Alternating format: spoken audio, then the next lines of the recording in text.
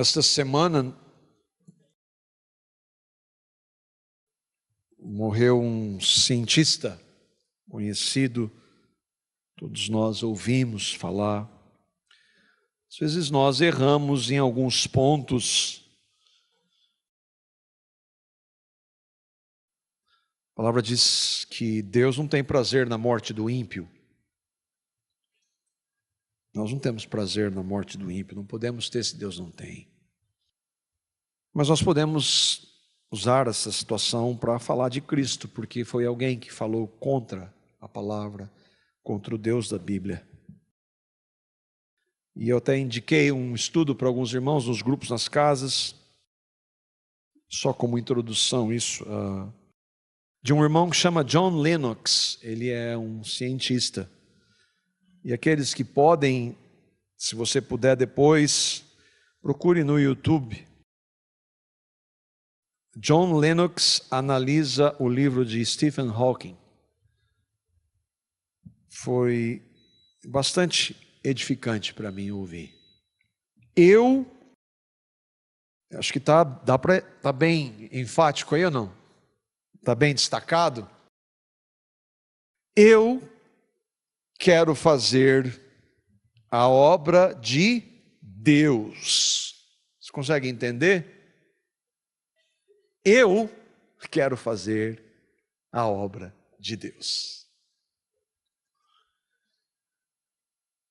Nós estamos retomando, e nós vamos entender o porquê dessa frase, não é minha, ainda que muitas vezes eu haja dessa forma. Nós estamos retomando o estudo de João, o Evangelho de João, e como há algumas informações históricas, é importante que nós revisemos alguns pontos. Nós estamos no capítulo 6 do Evangelho de João, e nós vimos nos versos de 1 a 11, que Jesus faz ali um milagre da multiplicação dos pães, 5 pães, 2 peixes, que alimentou 5.000 homens, mais mulheres e crianças. Nós cremos que este milagre foi literal. Para o Deus que criou o mundo, o universo, pela sua palavra, isso é café pequeno. Nós vimos onde ocorreu isso. Aqui tem um mapa de Israel, e lá naquele círculo ali mostra o que é chamado de Mar da Galileia, ou outros nomes que nós vimos, Lago de Genezaré, por exemplo, e que ali acontece um outro milagre, quando Jesus anda sobre este trecho,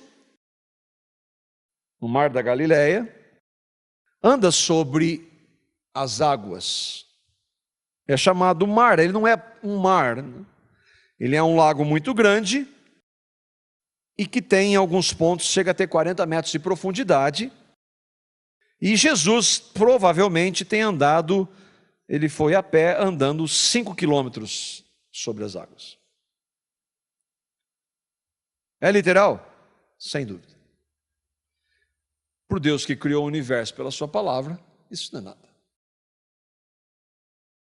Por que eu estou enfatizando a literalidade desses textos? Porque é sempre, eu tenho pedido ao Senhor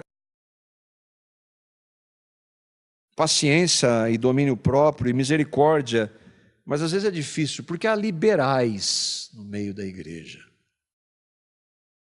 que negam a historicidade de relatos como esse, negam, por exemplo, o texto que nós lemos de Gênesis capítulo 1, a historicidade, a literalidade dos 6 dias da criação, que negam Adão e Eva.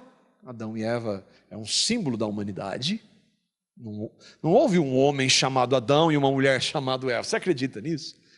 Aí vai me dizer que você acredita então que tem uma serpente falando. Aí é para acabar. Que Satanás fala com a mulher por meio de uma serpente. Pessoas que se dizem cristãs que negam o dilúvio, não, o dilúvio não foi universal, foi uma chuva lá que deu e encheu aquele lugar, que nem tem enchentes em algumas cidades, não foi universal. Negam os sinais do Egito. Em essência, assim, Gênesis de 1, capítulo 1, versículo 1, até Gênesis 12, ali é tudo metáfora. Tem muita gente, pastor inclusive, que diz isso. Nós estamos dizendo isso porque nós cremos nisso. Por que cristãos professos negam isso? Porque eles dão mais crédito à ciência com seus intelectuais incrédulos, blasfemos. Porque eles querem ter crédito na academia. Então, não, você vai dizer que você acredita nisso. Aí, em nome da boa fama, no meio da intelectualidade, não é bem assim.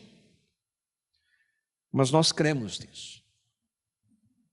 Porque a palavra de Deus, literal, qualquer pessoa, eu brinco até que o Davi daqui, o meu filho que está com 2 meses, daqui 1 ano e meio, 2 anos, a gente lê aquilo lá, ele vai entender aquilo. Só quando ele chegar na escola vão negar aquilo.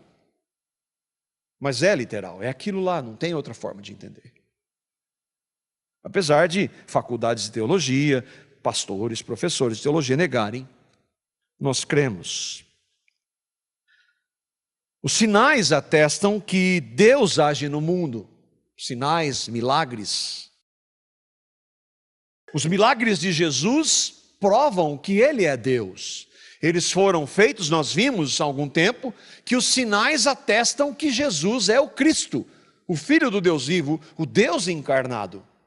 Sinais eram para provar quem Jesus era. E aí então, Jesus multiplicou os pães, foi ao encontro dos seus discípulos que pegaram o barco aí no meio do caminho, eles estavam no meio do caminho do mar, estava uma tormenta lá, Jesus foi andando, entrou no barco.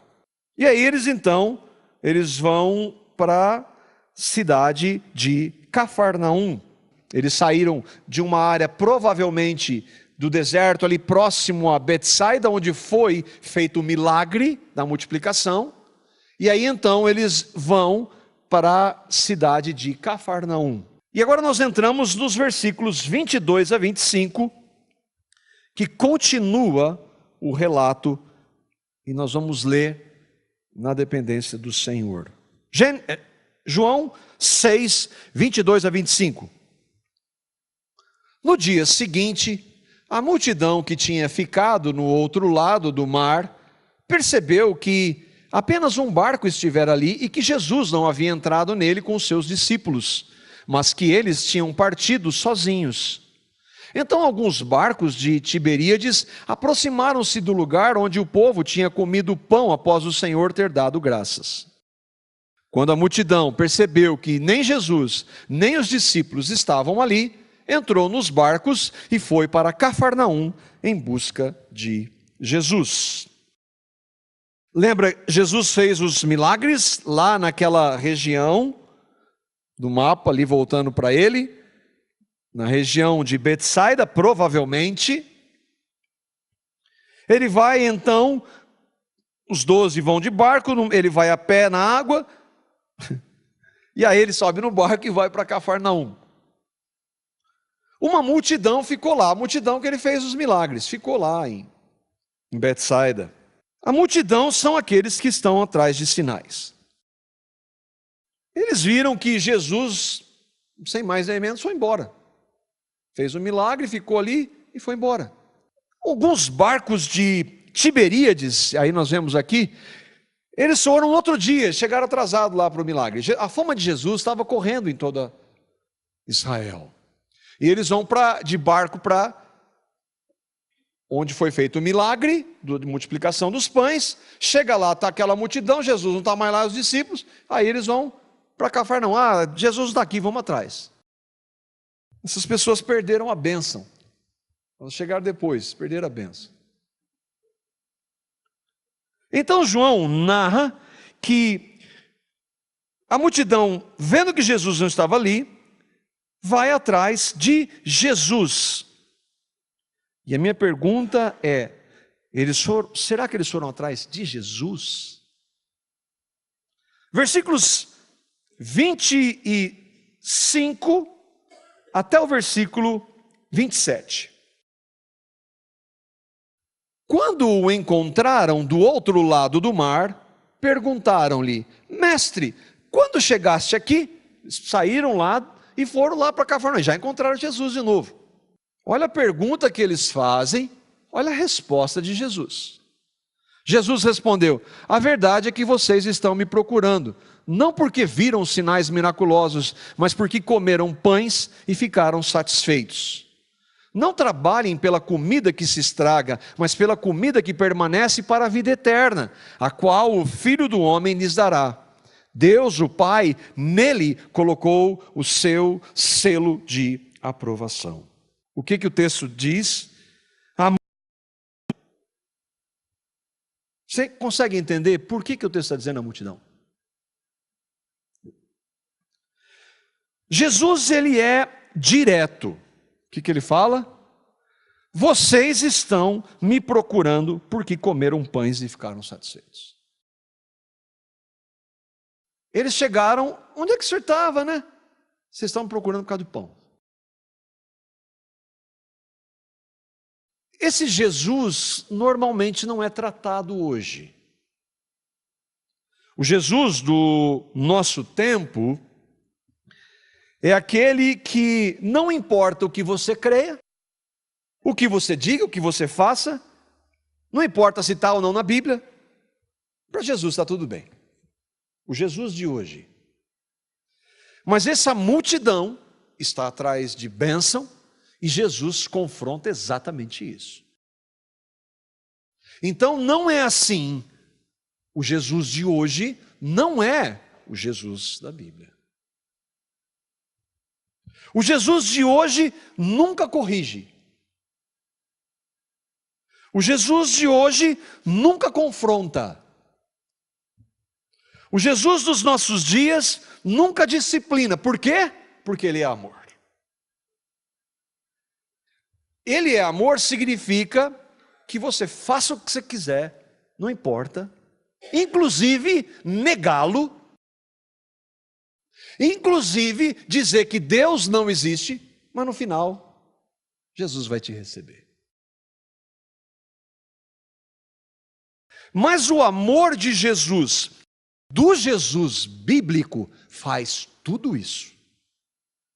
Jesus, porque ama, Ele corrige, Ele confronta, Ele disciplina, porque Ele é amor. O que Jesus diz? Vocês estão me procurando por causa de pão. Puxa, Jesus, mas que jeito de falar. Podia, sei lá, ser mais ameno nas suas palavras. Por que Jesus fala isso? Porque, diferentemente de nós, Jesus vê aqui. Ele vê coração. Ele vê o interior. Ele sabe se eu ou vocês o buscamos ou buscamos as coisas que Ele pode dar. Irmãos, eu estou inventando isso ou é o que o texto diz? Você consegue ver que quando nós buscamos a Deus, nós não estamos buscando a Deus? Você consegue entender? Quando nós buscamos a Deus, nós não estamos buscando a Deus? Mas como assim? Porque Deus diz isso. Onde Deus diz isso? Romanos capítulo 3, versículo 11. Olha o que o texto diz. Não há ninguém que entenda, ninguém que busque a Deus. Quando o homem busca a Deus, não é a Deus. Quando o homem natural busca a Deus, não é a Deus. Vocês estão conseguindo entender isso? Ou esse homem natural busca um conjunto de regras e leis para seguir, para se fazer aceitável, para mostrar para os outros que ele é alguém que busca Deus? Ou está buscando algum benefício? Quando o homem sem Cristo busca Deus, ele não busca Deus, ele busca alguma coisa em relação a Deus. Ele busca a solução para os seus problemas, que é exatamente o que está acontecendo aqui, e que é exatamente o que acontece conosco se não houver uma transformação produzida por Deus. Calvino, comentando sobre o texto que nós lemos, diz, o texto daqueles homens perguntando para Jesus, e Jesus falando, vocês estão querendo pão? Vocês não estão me querendo. Ele diz assim, eles buscavam algo mais além de Cristo mesmo. Buscavam a Cristo por causa do estômago. Abusavam dos milagres com um propósito egoístico. Nada esperavam mais do que uma vida feliz e tranquila nesse mundo. E é isso que aconteceu. Eu já falei há um tempo atrás, nós vamos tratar disso. Quando Jesus começa a falar de cruz, a multidão vai embora. Quando o mundo busca a Deus, é assim. Ah, mas aquela pessoa é sincera, ela está buscando a Deus, ela creu em Cristo, foi convertida? Sim. Então tá. Não busca a Deus. Está na religião, mas está buscando com todas as forças. Ela não conhece a Jesus, então ela não está buscando a Deus. Não há ninguém que busque a Deus. Então, se eu e você buscamos a Deus hoje de verdade, alguém fez alguma coisa para mudar isso. Quem fez? Deus fez. Porque se ele não fizer, ninguém vai buscar. Mas irmãos, e aí é um ponto, porque aquelas pessoas estavam buscando as coisas de Jesus e não a Jesus. Será que nós, que de verdade cremos, estamos buscando a Cristo? Essa é uma pergunta para você, se você crê. Você está buscando o quê? Você está buscando o quê? A Cristo ou alguma coisa que Ele possa oferecer?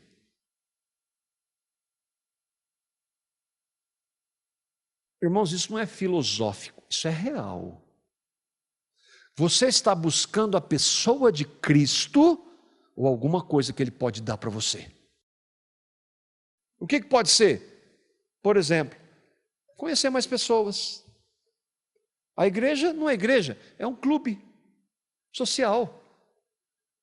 Ali eu conheço as pessoas, tem jantar, eu posso ir. A música, tem coisas que eu gosto de fazer. Eles se reúnem na casa, tem lanchinho depois. Não, eu estou buscando porque o meu casamento está uma desgraça. Então eu vou lá para Jesus resolver o meu casamento. Ou eu estou precisando de dinheiro. Nessa parte você não vai ouvir aqui. Ou eu estou precisando de uma cura. Deus pode fazer.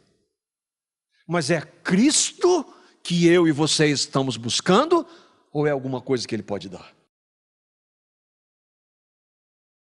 Quando Jesus diz, não trabalhem pela comida que estraga, mas por aquela que dá a vida eterna, que o Filho do Homem lhe dá, Ele não está falando de comida e de trabalho literalmente, Ele está falando de uma realidade espiritual. Ele está falando de vida eterna. E o que é vida eterna, segundo Ele mesmo? Quem lembra? Vida eterna é que conheça ao Pai e ao Filho a quem enviou. Vida eterna é conhecer a Cristo. É um relacionamento pessoal. Quando Jesus diz também, Deus o Pai, nele colocou o seu selo de aprovação, o texto não diz isso? Jesus está falando que quem vai dar a vida eterna é Ele, o Filho do Homem é Ele. Deus o Pai colocou nele quem? Nele Cristo, o seu selo de aprovação. O que isso significa? A ideia do selo. O selo está dizendo, isso é meu, sou eu aqui. O selo, quando era usado aquele selo, que era uma marca, representava a pessoa. E Jesus é o selo de aprovação de Deus. E aí, por isso que nós temos enfatizado: Cristo é o centro. Não é uma teologia. Não é uma teologia. É Cristo. Eu estava meditando em alguns textos. Eu queria ver alguns com vocês, para ver se a Bíblia diz exatamente isso. Eu vou ler os textos: 1 Coríntios 1, 24, Colossenses 1, 15, 16, 17, 18 e 20, Colossenses 2, de 3 e 9. Vê se é ou não. Cristo é o poder de Deus e sabedoria de Deus. Cristo é a imagem do Deus invisível, o primogênito de toda a criação. Em Cristo foram criadas todas as coisas nos céus e na terra, as visíveis e as invisíveis, sejam tronos, soberanias, poderes ou autoridades. Todas as coisas foram criadas por Cristo e para Cristo. Cristo é antes de todas as coisas e em Cristo tudo subsiste. Cristo é o cabeça do corpo, que é a igreja. Cristo é o princípio e o primogênito dentre os mortos, para que em tudo Cristo tenha a supremacia. Cristo reconciliou com Deus Pai todas as coisas, tanto as que estão na terra quanto as que estão no céu. Ele, Cristo, estabeleceu a paz pelo seu sangue derramado na cruz. É ou não Cristo? É Ele o centro ou não? O mistério de Deus é Cristo. Em Cristo estão escondidos todos os tesouros da sabedoria e do conhecimento. Em Cristo habita corporalmente toda a plenitude da divindade. É ou não Cristo? É Cristo e não as suas leis. É Cristo e não o seu livro. É Cristo e não o que Ele pode dar ou o que Ele pode fazer. É Cristo.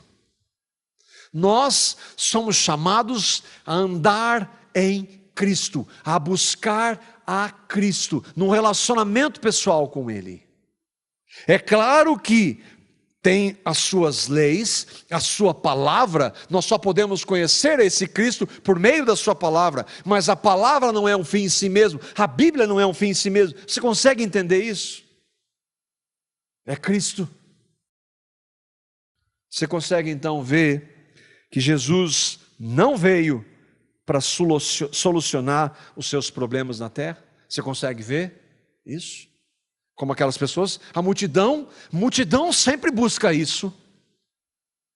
Jesus não veio solucionar os seus problemas. Jesus não veio dar comida. Jesus não veio dar dinheiro.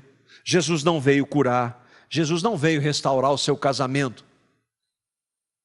Jesus não veio das vitórias que esse mundo promete. Ele pode fazer isso? Pode.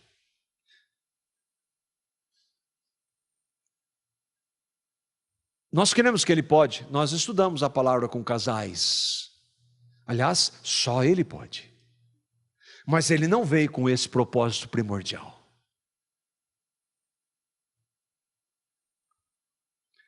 Cristo pode fazer isso se for a sua vontade? Sim.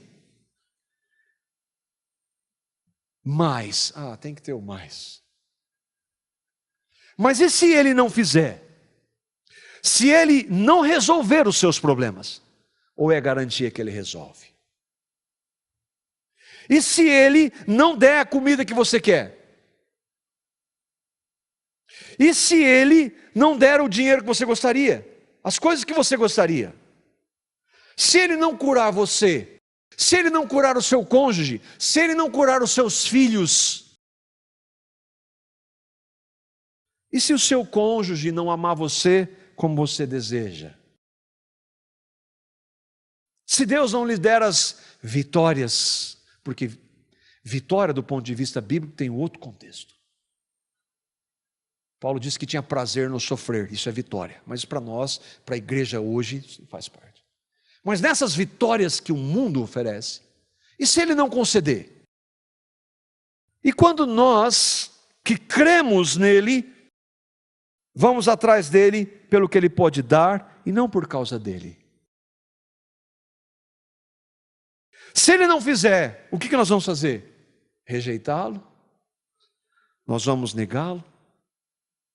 Ou vamos ouvir outro tipo de mensagem?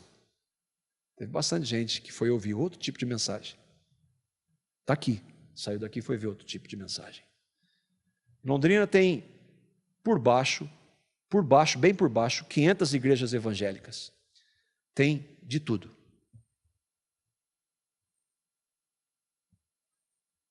Eu vou ouvir alguma coisa, meu ouvido tem coceira, eu vou ouvir. Sabe o que é isso? Coceira nos ouvidos? Depois pega uma chave bíblica e vai ver. Agora, do meu lado e do seu lado, porque nós condicionamos. Eu e você fazemos tudo o que Deus quer. Você tem condição de falar assim? Eu faço. Você que creu em Cristo, você obedece a todo tempo o seu Senhor. Eu e você obedecemos. Nós o amamos mais do que todas as coisas. Sim ou não? Eu nunca ouvi um cristão dizer isso. Nem ouvi, nem li. E quando nós, os seus filhos, pecamos, ele vai dizer: como é que você pode pecar contra mim? Acabou. É assim que ele faz. Ele condiciona. Por quê? Ele nos ama porque nós fizemos alguma coisa, ou ele nos ama independente do que nós somos? Ele nos quer porque nós temos alguma coisa para oferecer, ou ele nos quer porque ele nos ama?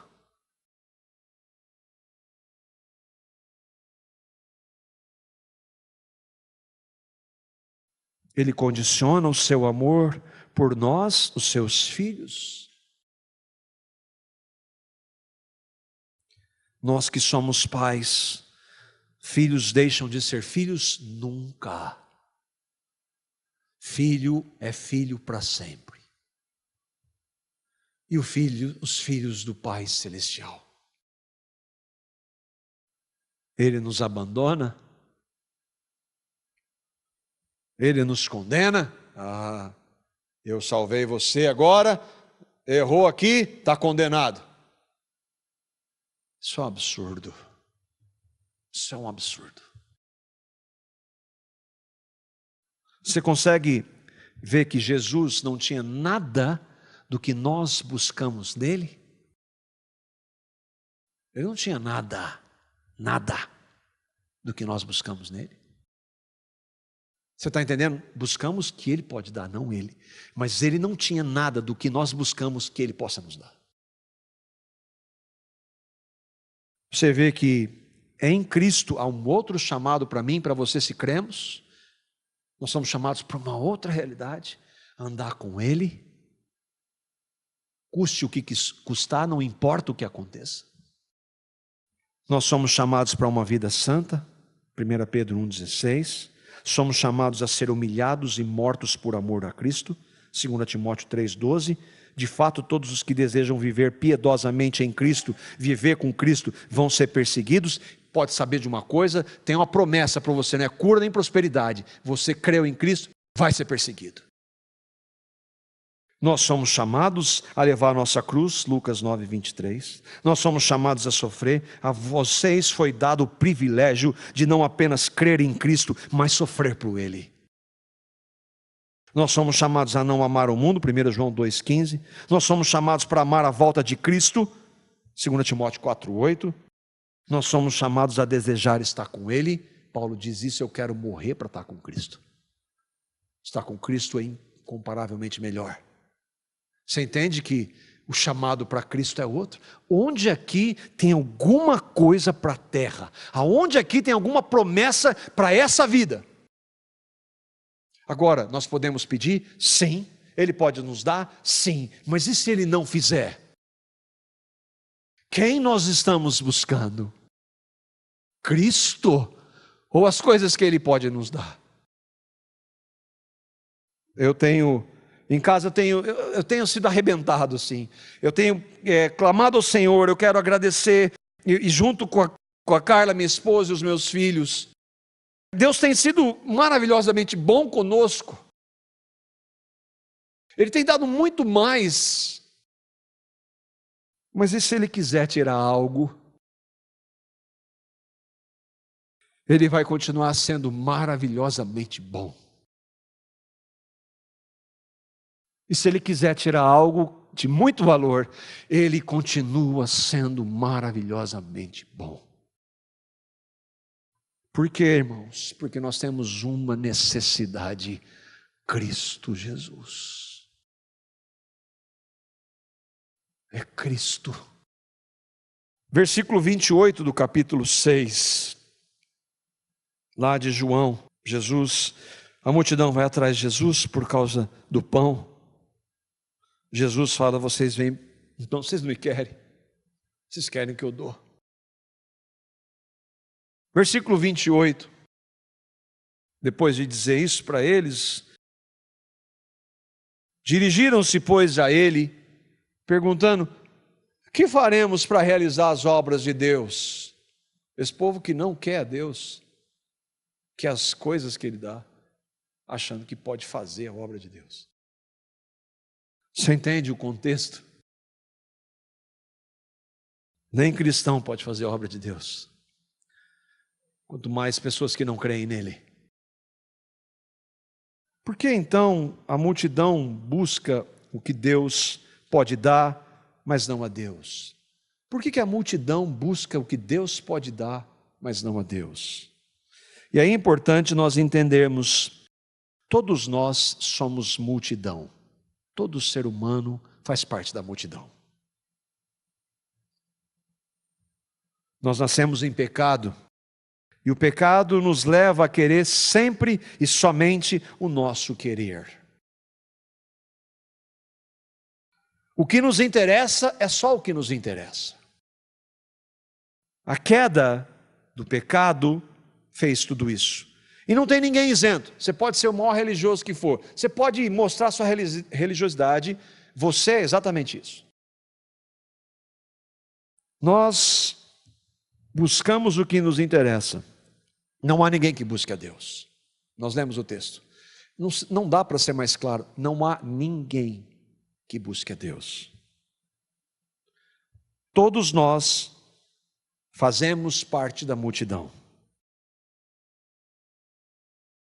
É por isso que Deus, então, ao confrontá-los, aqueles homens, a multidão, pergunta: o que nós vamos fazer para realizar as obras de Deus? Tipo assim, né? Aliás, tipo assim é a expressão que eu mais tipo dos filhos. Depois dessa bordoada que Jesus dá neles, porque eles sabiam que eles estavam fazendo exatamente isso, aí ele falou: bom, vou dar uma amenizada, né, com Jesus, porque ele falou, ele viu meu coração, eu estava indo atrás de coisa que ele pode dar. Senhor, então, o que eu vou fazer então? Eu vou fazer as obras de Deus então. Eles viram o seu interesse, que não era na pessoa de Cristo, mas no que Cristo pode dar. Mesmo um ímpio percebe isso. As pessoas têm coisas que me interessam. Nossos relacionamentos são pautados nisso, a não ser que Cristo mude. Então eles fazem uma pergunta que é absurda: o que faremos para realizar as obras de Deus? Preciso explicar porque é absurda? Porque como alguém pode fazer a obra de Deus? O irmão Calvino, mais uma vez, Calvino também não era dentre os mais maleáveis, não. Primeiro perguntam o que devemos fazer, e em seguida, ao usarem as obras de Deus, não entendem o que dizem e falam sem qualquer objetivo definido, e assim manifestam a sua ignorância a respeito da graça de Deus. Não entendem nada. O que eu devo fazer então? Jesus, eu devo ser mais agradecido então, né? Porque o Senhor deu pão lá, então eu vou começar a agradecer mais. Ou então, eu não devo mais pensar em cura, em milagre, é isso? Eu não devo mais... Eu devo parar de matar, de mentir, não roubar, ajudar os pobres, eu devo participar de uma religião, eu devo cuidar das minhas vestes, Eu devo parar de beber, parar de fumar, não falar palavrão? É isso então? Então eu tenho que fazer algumas coisas. Há muitos evangélicos que pensam isso. A pergunta o que eu devo fazer reflete a mentalidade natural de uma pessoa que não entendeu o evangelho. É a mentalidade da multidão evangélica, tristemente falando. Qual que é a mentalidade natural do homem? Salvação por obras. O que eu devo fazer? Eu fiz algo de errado? O que eu devo fazer para acertar? Ué, mas não é isso? Mas não é isso. A Bíblia não diz, não matarás, não roubarás, não adulterarás, não darás falso testemunho. Não é para eu pegar isso aí e parar de fazer isso, eu faço? Não. Bom, não é o que Jesus disse. Versículo 29. Jesus respondeu, a obra de Deus é esta, crer naquele que Ele enviou. Ué, não é fazer? A obra de Deus, Jesus está falando, obra de Deus é crer naquele que Ele enviou. Jesus respondeu, a obra de Deus é esta, crer naquele que Ele enviou. Ele enviou, quem enviou? Deus Pai. Quem Ele enviou? Cristo. Mas, Jesus, como a obra? Porque Deus não fez tantos milagres e sinais, nós vemos isso em toda a Bíblia. Deus não fez no Velho Testamento milagres como os sinais no Egito, por meio dos profetas. Deus não fez milagres por meio de Jesus.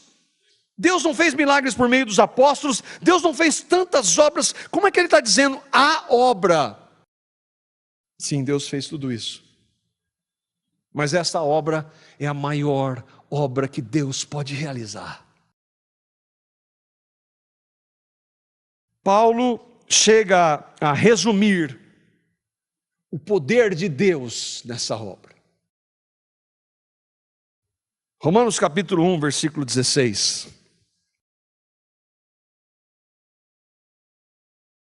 O Evangelho é o poder de Deus. Eu não tenho vergonha do Evangelho, porque o Evangelho é o poder de Deus para todo aquele que nele crê, primeiro do judeu, a multidão era judaica, depois do grego. A obra de Deus é o Evangelho. Uma pessoa pode ser ressuscitada fisicamente. Um milagre, uma obra de Deus, mas ela vai morrer. Se ela não crê no Evangelho, mesmo tendo ressuscitado uma vez, duas, três, Deus pode fazer quantas quiser. Se ela morrer sem o Evangelho, ela vai para o inferno. Lembram de um texto que nós vimos, da relação ali? Primeiro texto, 1 Coríntios 1, 24. Cristo é o poder de Deus. O Evangelho é o poder de Deus. Cristo é o poder de Deus. Todos os sinais que Deus fez nesse mundo, ainda que tenham sido, sim, literais, não metáforas, ainda que tenham sido inexplicáveis, sobrenaturais, não se comparam com o Evangelho. Todas essas obras vão passar, mas o Evangelho de Cristo produz frutos para a eternidade. Jesus falou que uma alma vale mais do que o mundo inteiro. Daqui 1 trilhão de anos, pessoas que estiverem no novos céus e na nova terra, vão estar lá por causa do Evangelho. Não vão estar lá por causa de milagres, de sinais, vão estar lá por causa da obra que Deus fez em Cristo, o Evangelho. Que obra é essa que Cristo realizou? Jesus não falou? A obra de Deus é crer naquele que Ele enviou. A obra de Deus é crer em Cristo. O que Jesus quer dizer? Crê naquele que Ele enviou. Não é isso o texto? O que Jesus quer dizer? Ele está falando do Evangelho. O que é o Evangelho? A Bíblia diz que eu e vocês, não importa se você nasceu numa religião, não importa, inclusive evangélica, eu e vocês nascemos em pecado. Em pecado nós somos concebidos. Por isso nós cometemos os inúmeros pecados que cometemos. Por causa dos nossos pecados nós estamos separados de Deus. A palavra diz que os nossos pecados fazem separação entre nós e o nosso Deus. Essa é a notícia a nosso respeito, a péssima notícia a nosso respeito. Você acha que é bom? Pare de pensar nisso, você não é bom. Eu não sou tão ruim, você é um pecador. Mas eu nunca fiz tão coisa. Mas diante de Deus você é muito pecador, ou pecadora. Nasceu assim. Essa é uma péssima notícia, a meu e a seu respeito. Mas evangelho significa boa notícia. Deus amou pecadores que não queriam, que não buscavam, como nós vimos. Deus amou pecadores que deu o seu Filho. A obra de Deus é crer em Cristo. Cristo veio, Ele é o Filho de Deus, o Deus encarnado, Jesus. E Ele cumpre toda a lei. Obedece os mandamentos, cumpre toda a lei, inclusive aquela de morrer no madeiro. E quando Cristo é crucificado, Ele disse que quando Ele fosse levantado da terra, Ele atraria todos aqueles que Ele morreu por. Eu, quando for levantado da terra, atrairei todos a mim, todos os pecadores que reconhecem que são pecadores, arrependendo-se de seus pecados pela ação do Espírito, foram atraídos no corpo santo de Cristo na cruz. Cristo morreu por os nossos pecados, seu sangue derramado nos purifica, e Ele nos deu uma nova vida da sua ressurreição. Não somente isso, Ele nos fez morrer. Todos aqueles que creem nisso, nessa obra, no Evangelho, aí sim podem ter um relacionamento com Deus. Aí passam a buscá-lo. E ainda que na caminhada tropecem, pequem, não há mais condenação para aqueles que creram em Cristo. Mas Jesus está dizendo que a obra é de Deus. Não são homens que a realizam. Não são pregadores, não são técnicas, não são slides bem elaborados com destaque nas letras. Eu acho que são bem elaborados, tem gente que pode não achar. Não é eloquência, não é argumentação, não é apelo, não é emocionalismo, não é persuasão humana, é Deus quem realiza essa obra. Portanto, nenhum homem pode fazer a obra de Deus. Só Deus pode. E a maior obra que Deus fez foi em Cristo na cruz. Você crê no Evangelho? Você crê nessa obra? Estou perguntando se é evangélico. Você creu em Cristo? Houve um momento na sua vida que você reconheceu-se pecador. Se você reconheceu, foi movido pelo Espírito, é a obra de Deus. E Deus levou você ao arrependimento e a crer no que Cristo fez pela fé. Por amor e de graça, você creu. Mas e as obras? E o fazer? Eu não tenho que fazer. Eu não tenho que fazer nada. Quando Deus regenera uma pessoa, Ele vai fazer a obra dele naquela pessoa. Ele vai mudar o caráter dessa pessoa. Ele começa e Ele acaba. É Ele quem faz. A obra é de Deus. A santificação é Deus quem faz. Paulo falou que a graça de Deus não é vã. Por isso que ele trabalhou. Mas ele deixou claro, não eu, mas a graça. Irmãos, é por isso que nós precisamos pregar. Pregar é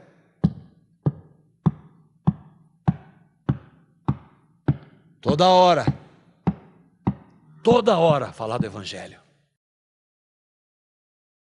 Porque essa é a maior obra que Deus fez. Só poderão crer em Cristo, só poderão crer naquele que o Pai enviou, se ouvirem do Evangelho. As pessoas precisam ouvir o Evangelho da graça de Deus, que é o poder de Deus, Cristo Jesus. O que nós podemos, irmãos, aplicar e considerar? Primeiro é esse: você creu em Cristo? Pregue o Evangelho. Não argumente teologia, não argumente soteriologia. Pregue o Evangelho. Não diga regras, não diga, fale de usos e costumes, não fale de escatologia. Pregue o Evangelho. Proclame a cruz de Cristo. Porque só assim uma pessoa pode crer. A fé vem pelo ouvir e ouvir da lei de Deus. A fé vem pelo ouvir e ouvir de regra. A fé vem pelo ouvir e ouvir da pregação de Cristo. Romanos 10:17. Do Evangelho. Prega o Evangelho. Mas eu tenho pregado. Para minha família, amigos meus. O que eu tenho que fazer para converter? Nós não podemos, a obra é de Deus. Mas o que nós podemos e devemos e somos chamados? Pregue o Evangelho, a tempo fora de tempo. Ore para que Deus arrebente aquela pessoa e ela seja convertida. E uma última aplicação: você já foi regenerado em Cristo? Sim, eu creio em Cristo. Busque a Cristo. Se nós buscarmos a Cristo, irmãos, Ele vai mudar todas as nossas práticas. Ele vai nos levar a amar mais sua palavra.